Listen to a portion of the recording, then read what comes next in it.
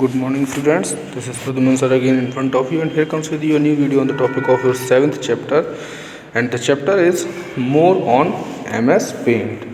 So we are going to discuss about that what is MS Paint. Okay, in the previous chapter we learned some basic points of MS Paint, okay, Microsoft Paint, but in this video we are going to discuss about the MS Paint in more detail. Okay, means the some other features of MS Paint. Okay, so let's get started with the first and the first line of this chapter, that is, in the previous lesson you have learned to draw and fill color in the various shape. In this lesson you will learn some more tool provided by paint software.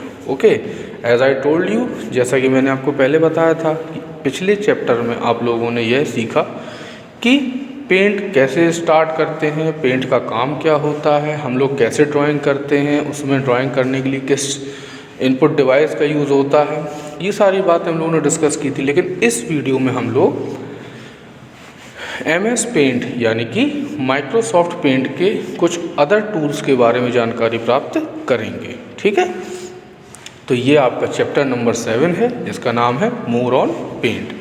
लेकिन video शुरू करने से पहले और ये topic start करने से पहले मैं चाहूँगा कि जो बच्चे मेरे चैनल पर नए हैं, जिन्होंने अभी तक मेरे चैनल को सब्सक्राइब नहीं किया है, वो नीचे जाकर उस लाल सब्सक्राइब बटन को दबा दें, उसके बगल में बेल आइकन को दबा दें और जब लिस्ट आए तो उसमें से ऑल को सिलेक्ट कर लें ताकि आपको मेरे वीडियो की नोटिफिकेशन सबसे पहले प्राप्त हो. तो चलिए शुरू करते हैं. तो यहाँ पर दिया गया है मैजिक ऑफ कंट्रोल बटन. तो यहाँ पर कंट्रोल बटन का मैजिक क्या है, पहले तो कंट्रोल बटन है क्या और उनका क्या मैजिक है. तो यहाँ पर जो आपको लेफ़्ट साइड में ये जो दिख रहा होगा मिनिमाइज विंडो. ओके, तो यहाँ पर पहला दिया गया है minimize, maximize and close button. Okay, तो यही आपके 3 कंट्रोल बटन हो गए. तो मिनिमाइज द पेंट मीन्स उसको जब हम लोग मिनिमाइज करते हैं तो क्या होता है, वो छिप जाता है. ठीक है, यानी कि जो MS पेंट की जो मेन स्क्रीन होती है वो छिप कर कहाँ पहुँच जाती है, टास्क बार में. तो देखते हैं क्या होता है. Click on the minimize button, the paint window is hidden from the main screen. Its icon can be seen on the task बार.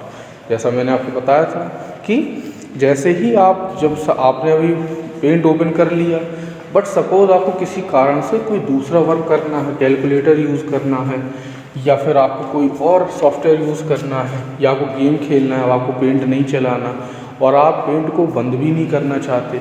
ठीक है, आप चाहते हैं कि पेंट एप्लीकेशन ओपन रहे लेकिन आप गेम खेलना चाहते हैं, तो उस कंडीशन में आप इसको मिनिमाइज़ कर सकते हैं.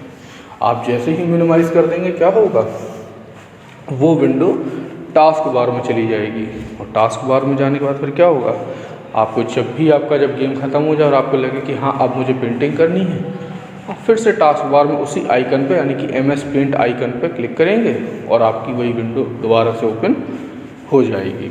Okay, so now the second is maximizing the paint window. यानी कि अब उसी पेंट विंडो को जो टास्क बार में एज अ आइकन के तौर पर है, उसको हम फुल विंडो स्क्रीन पर कैसे प्राप्त करें. तो उसके लिए now click on the MS paint icon on the task बार.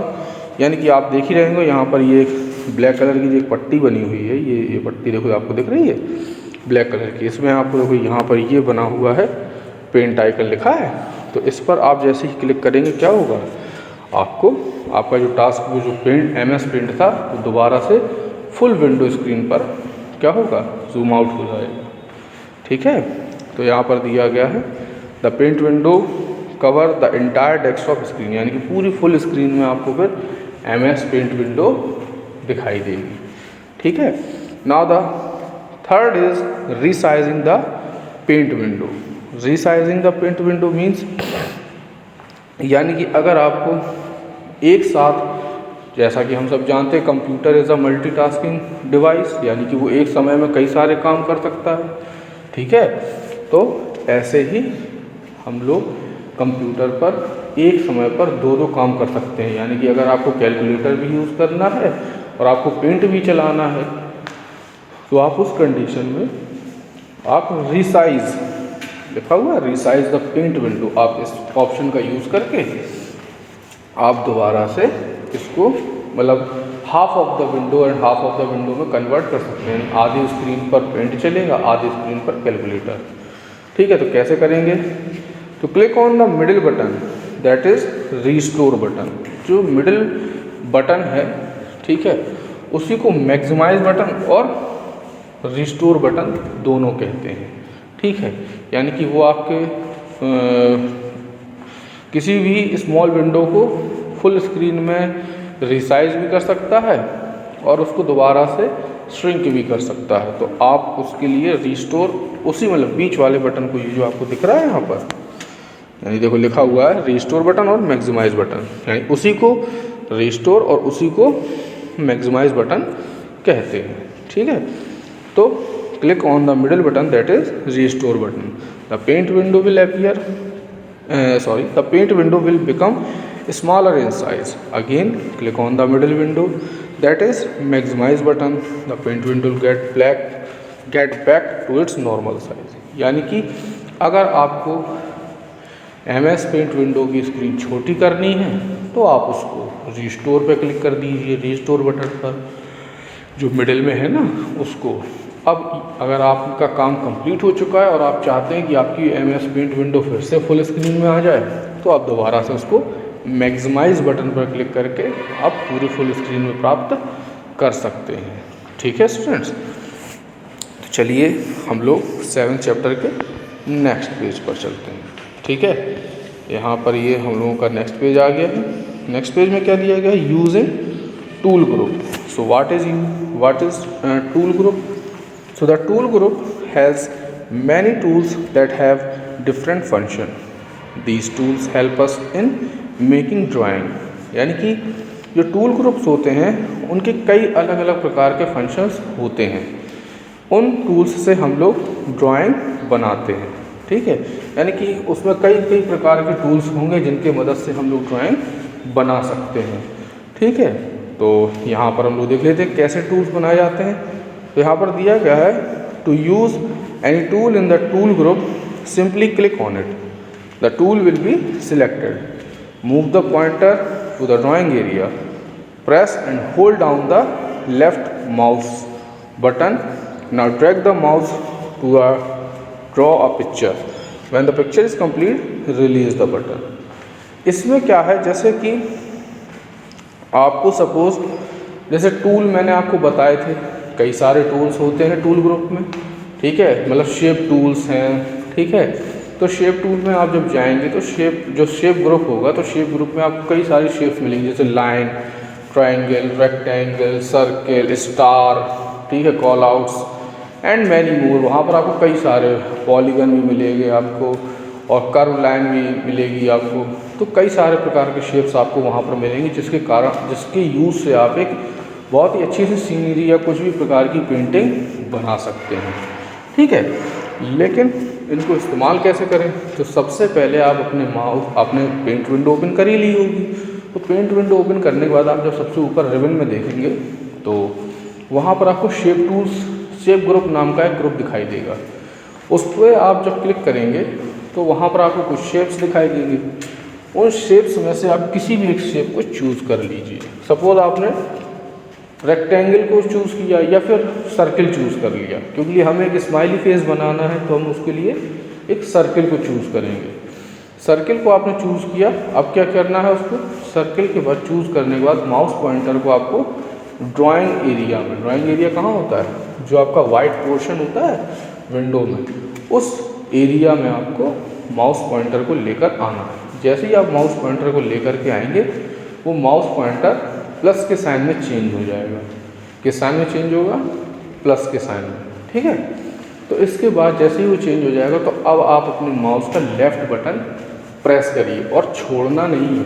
ठीक है, मतलब होल्ड करके रखना, आप उसको दबा करके रखिए बटन को। आप जैसे ही बटन को दबा करके रखेंगे, अब जितना बड़ा आपको सर्किल चाहिए, ठीक है, मतलब जिस भी साइज़ का, आपको अगर छोटा स्माइली फेस बनाना है तो आप छोटा सा सर्किल बनाइए ड्राइंग एरिया में, बड़ा बनाना है तो आप बड़ा बना लीजिए। बहुत बड़ा बनाना है तो पूरे स्क्रीन पर आप उसको ड्रैग कर सकते हैं। तो इस तरह से आपको उस लेफ़्ट माउस बटन को होल्ड करके रखना है और होल्ड करके ही आपको उसको ड्रैग करना है। आप जैसे ही उसको ड्रैग करते के खींच के नीचे लेकर आएंगे माउस को, तो आप पाएंगे कि आपकी स्क्रीन में एक सर्किल बनना स्टार्ट हो गया होगा। अब आप अपने साइज़ के अकॉर्डिंग, ठीक है, यानी जो साइज़ आप प्रेफर करना चाहते हैं, आपको लगता है कि इतने साइज़ का स्माइली फेस होना चाहिए, उस साइज़ तक खींचने के बाद, उस साइज़ तक माउस को ले जाने के बाद माउस के बटन को छोड़ दीजिए। आप जैसे ही माउस के बटन को छोड़ेंगे आप पाएंगे कि वहाँ पर एक सर्किल बन चुका है, यानी एक पिक्चर, एक शेप बन चुकी है। ठीक है, अब यहाँ पर दिया गया है पेंसिल टूल। अब पेंसिल टूल के बारे में बताया गया है। तो हम सभी जानते हैं कि जब हम लोगों को ड्राइंग करवाई जाती है तो ड्राइंग के लिए किसका यूज़ करते हैं हम लोग? सबसे ज़्यादा पेंसिल का, क्योंकि सबसे पहले ड्राइंग पेपर पर हम लोग पेंसिल से एक चित्र यानी कि पिक्चर बनाते हैं, फिर उस पिक्चर में कलर भरते हैं। ऐसे ही तो करते हैं। तो पेंसिल टूल का सेम रीज़न यहाँ पर भी, या सेम वर्क, जो सेम फंक्शन है पेंसिल टूल का, वो यहाँ पर भी सेम है। The pencil tool is use to draw free from line और कर्व्स। यानी कि अगर आप बहुत अच्छे आर्टिस्ट हैं, आपकी आर्ट बहुत अच्छी है अगर, तो आप उस कंडीशन में पेंसिल टूल का यूज़ कर सकते हैं। बेसिकली पेंसिल टूल जो है वो फ्री फॉर्म ड्राइंग को आपकी अलाउ करता है, यानी आप किसी भी लाइन में, किसी भी एंगल पर, कैसी भी आप लाइन, कोई भी प्रकार का आप जो चित्र है आप बना सकते हैं। ठीक है, सपोज़ अगर आपको किसी का चेहरा बनाना, फेस बनाना है, ठीक है, तो उसके लिए भी आप पेंसिल टूल का यूज़ कर सकते हैं easily.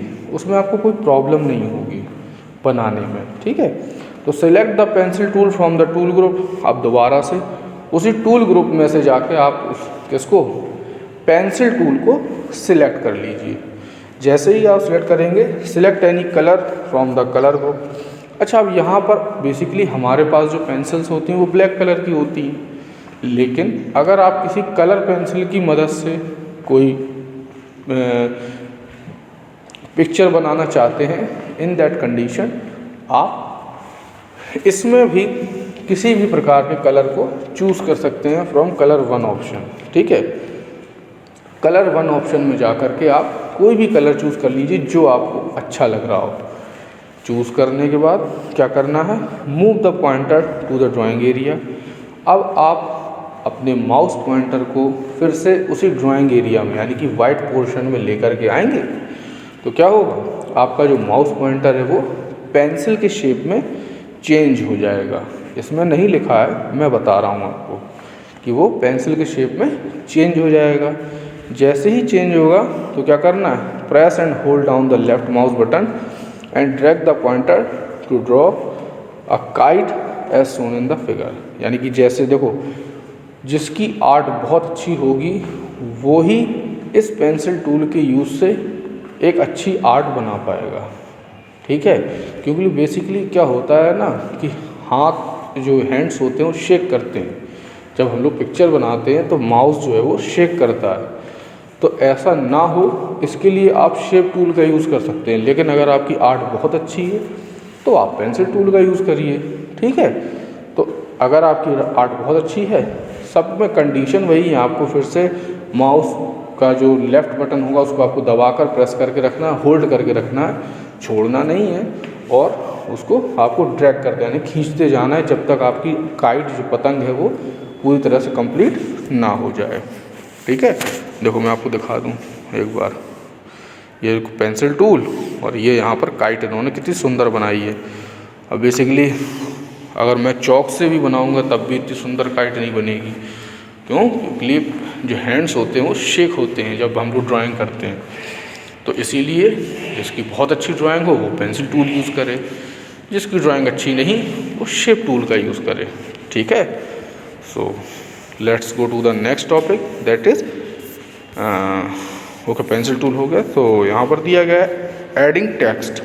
Okay, so what is adding text? Adding text में बताया गया, click on the text tool A like alphabet, the pointer change to I shape. Click and drag the pointer to the drawing area where you wanted to place the text.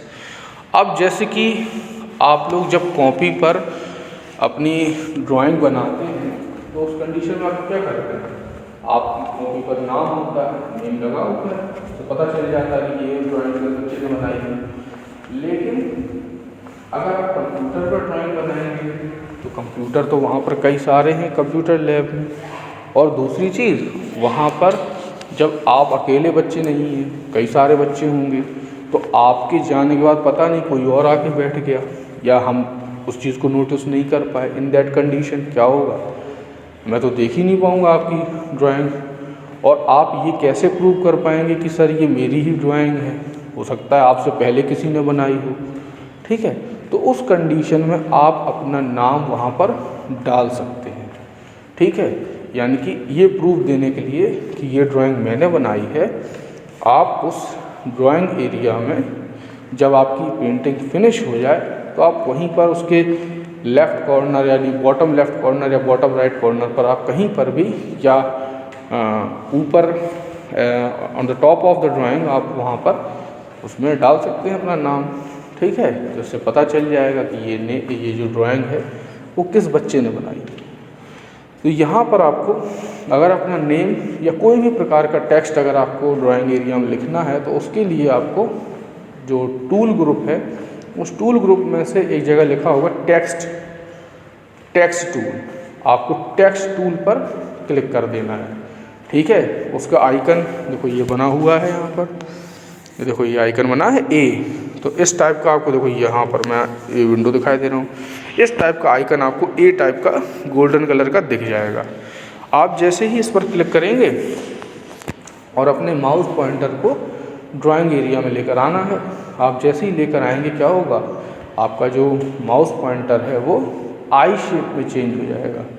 किस shape में, आई shape में, I for ice cream, तो आई shape में वो convert हो जाएगा, change हो जाएगा, not the conversion changing. Okay, तो जैसे ही चेंज हो जाएगा इसके बाद क्या होगा, click and drag the pointer to the drawing area. अब वहाँ पर भी आपको क्लिक करके एक रेक्टेंगुलर बॉक्स बना लेना है, डॉटेड। ठीक है, डॉटेड रेक्टेंगुलर बॉक्स बना लेना है, क्योंकि उसी रेक्टेंगुलर बॉक्स के अंदर ही तो आप लिखोगे अपना नाम, तो आपको वहाँ पर एक रेक्टेंगुलर बॉक्स बना लेना है। जैसे ही आप बना लेंगे आप उसमें सिंगल एक बार क्लिक करना है। आप क्लिक करते ही क्या होगा, वहाँ पर एक वर्टिकल ब्लिंकिंग लाइन आ जाएगी और आपको बस उसमें अपना नेम टाइप करना है। आप जैसे जैसे अपना नेम टाइप करते जाएंगे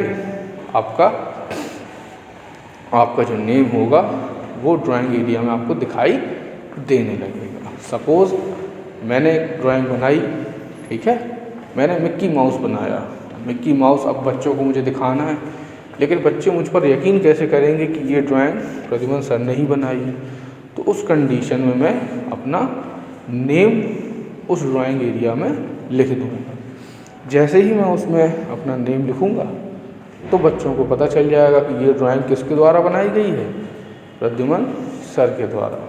ठीक है students, so as your this topic is completed fully, just simply wait for the next topic, it will come very soon. Okay, so stay tuned with me on my channel, but before I'm just stopping this video, I'm again saying that if you are a new viewer in my channel, then go there and subscribe my channel, press the bell icon, select all from the list so that you can get the notification of my video very firstly. Okay students, so stay tuned with me on my channel. Goodbye students.